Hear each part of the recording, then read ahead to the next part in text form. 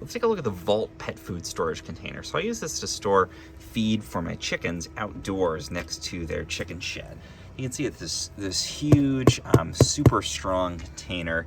It's able to hold about 50 pounds of feed, so it's quite impressive. You can also use it for pet food, so if you have an area where you feed your dog outside, for example, or an outdoor cat, you can store the food right near there.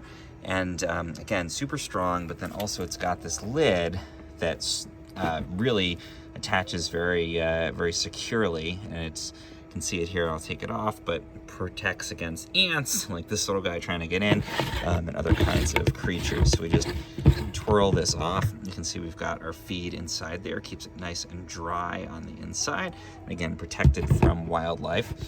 And we're just going to put this lid back on when we're done. So I scoop out the feed and then just put that back on, make sure it's secure, and it's super tight, super secure, watertight, and critter proof for the most part here. So really helpful, makes it so much easier just to have the pet food, or in this case the chicken feed, so close to the shed, so I don't have to carry the big bags in and out, and keeps everything nice and secure.